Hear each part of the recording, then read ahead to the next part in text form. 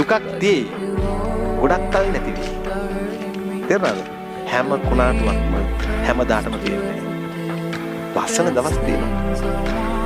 කුණාටුව පහව යන තෙක් වැරෙන් අල්ලගෙන ප්‍රශ්න වලින් ගැලවෙන දවස වෙනකම් වැරෙන් ජීවිතය අල්ලගෙන ඉන්න. ඇයි? ඔය දරුවගේ ජීවිත වටිනවා. ඊන ලොකු වෙන තරමට පුතා මහන්සිය වැඩි.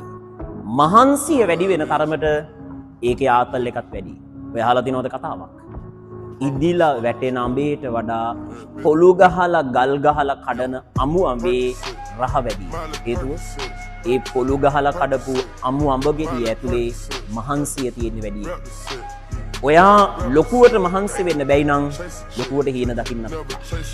හැබැයි වැදගත්ම දේ ඔබ මේ ගේම ඇතෑරියොත් අරාදයි. පුළුවන් කාලේ ගේමක් ගහන්න බලපන්. එහෙම නැත්තම් පස්සේ කාලෙ වෙන්නේ අනුන්ගේ කතාවල අපිට ප්‍රේක්ෂකයෝ වෙන්න හිත හදාගන්න එපා. මේ ගේමේ රඟපාන්නත් ඕනේ උඹ. සිංහයෙක් මැස්සෙක්ට කරදර කරනවට වඩා මැස්සෙක්ට පුළුවන් පුතා සිංහයාට උගේ ජීවිතේ වුණත් නැති කරන්න තරම් කරදර කරන්න.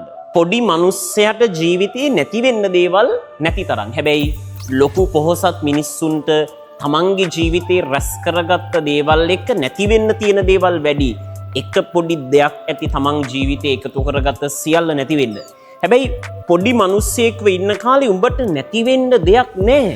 මේ කාලේ උඹට ඇති මෙලෝ රෙද්දක් නැහනේ. එතකොට කරන කියන හැම දෙයක්ම උඹට දෙයක් ලැබෙන මෑරෙන්න උඹට නැති වෙන්න දෙයක් නැහැ. උඹ දැන් පොඩි මිනිස්සෙක් නම් උඹට මහා ලොකු දේවල් නැත්තම් ඒ කියන්නේ උඹට තමයි මොනා හරි කරලා දේවල් ගොඩනගා ගන්න එක පහසු. පොහොසත් මාර ලොකු මිනිස්සෙක්ට ජීවිතේ තීරණ ගන්න එක ලේසි නෑ බං. ඇයි? එකතු කරගත්ත දේවල් නැති වෙන එක ඔක්කොටම වඩා ඒ මිනිස්සුන්ට හානියක්. එහෙනම් නැති කාලේ පොඩියට ඉන්න කාලේ පුළුවන් දෙයක් කරලා දේවල් ටික එකතු කරගන්න බලපන්. ලොකු මිනිස්සෙක් වෙච්ච කාලෙට ඔබට මහා ලොකු දේවල් අමුතුවෙන් කරන්න බෑ. තියෙන ටික පරිස්සම් කරගන්න දඟලන්න බෑ. දුක් විඳපු ජීවිත තමයි බං මේ ජීවිතේ බර දන්නේ. බල මොනාද ජීවිතේ මිනිස්සු කරන කැපකිරීම මිනිස්සු දරන තරම ගැන දන්නේ. ෆෝන් එකයි තුන් වේලට කන කෑම වේලයි ඇඳේ නිදා ගන්න ටිකයි එක්ක ජීවිතේ මාර ආතල් එකක් කියලා උඹලට හිතනවා ඇති.